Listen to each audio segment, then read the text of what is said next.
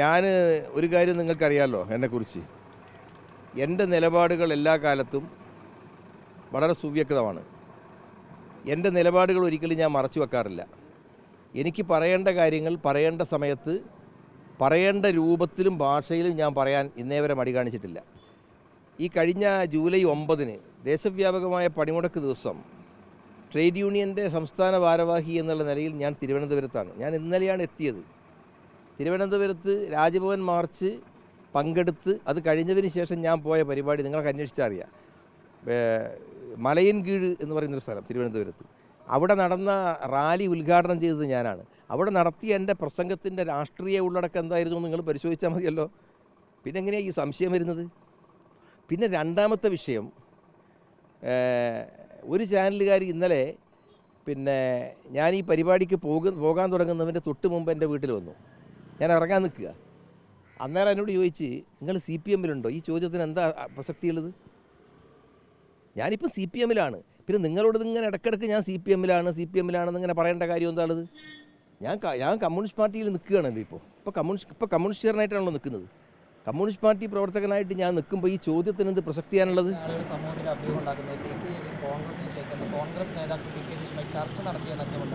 ചർച്ചയാ?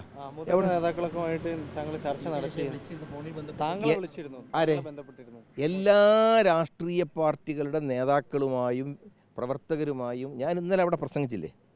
എല്ലാവരുമായിട്ടും എനിക്ക് നല്ല വ്യക്തിപരമായ ബന്ധമുള്ളത്.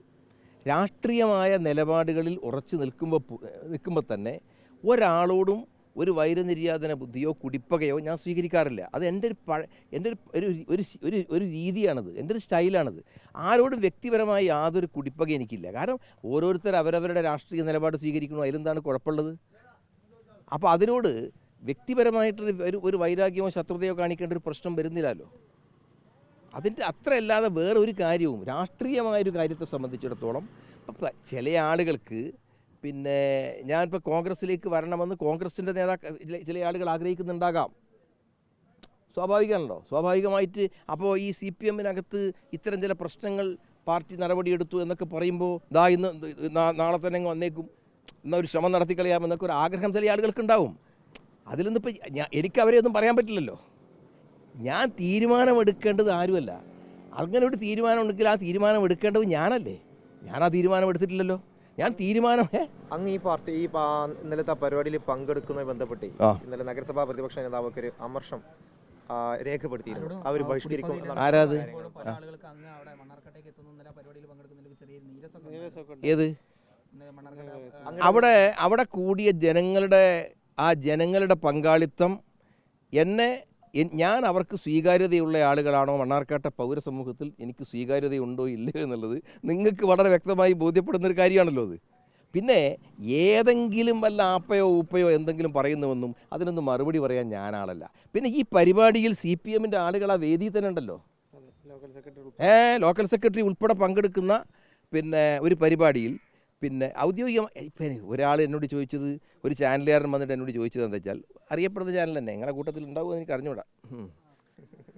ആ ചാനലുകാരൻ എന്നോട് ചോദിച്ചത് നിങ്ങളെന്തിനാ ലീഗിൻ്റെ പരിപാടി പങ്കെടുക്കുന്നതാണ്?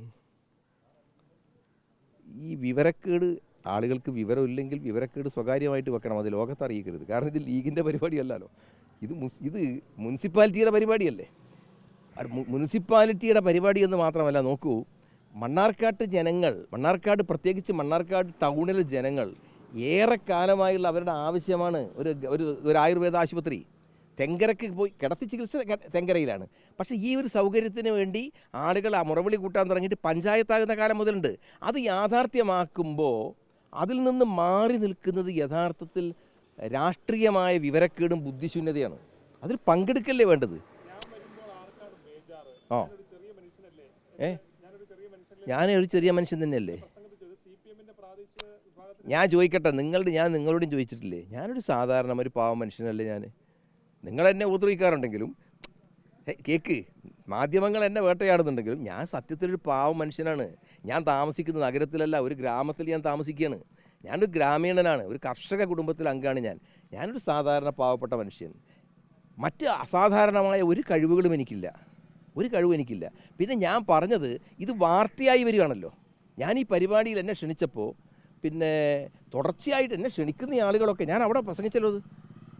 ഞാൻ അവർ പറഞ്ഞു നിങ്ങൾ എത്ര തവണ വിളിച്ചു എന്നെ, ഞാൻ ചോദിച്ചില്ലേ നിങ്ങൾ ആരെങ്കിലും ഉണ്ടായിരുന്ന അവിടെ എനിക്ക് അറിഞ്ഞൂടാ.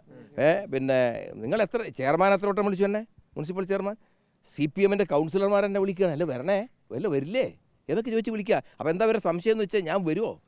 അപ്പോൾ ഞാൻ ചോദിച്ചു എന്താണ് ഞാൻ വരുമോ വരില്ലേ എന്നുള്ളതിനെ സംബന്ധിച്ചിടത്തോളം ഇങ്ങനെ ഒരു ബേജാറ്. അതിൻ്റെ ഒരു കാര്യം എന്താ, ഞാൻ ഒരു പരിപാടിയിൽ ഞാൻ പങ്കെടുക്കുന്നത് എന്തിനാണ് ഇങ്ങനെ കോൺട്രവേഴ്സി ആക്കുന്നത്.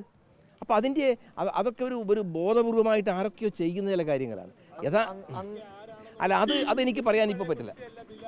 താങ്കളുടെ സിനിമ ഡയലോഗൊക്കെ അല്ല അത് നിങ്ങൾ പിന്നെ അത് നിങ്ങൾക്ക് എൻ്റെ ഒരു പ്രസംഗ രീതിയെക്കുറിച്ച് അറിയാവുന്ന ആളുകളാണെങ്കിൽ അങ്ങനെ ഒരു അത്ഭുതം ഉണ്ടാവില്ല.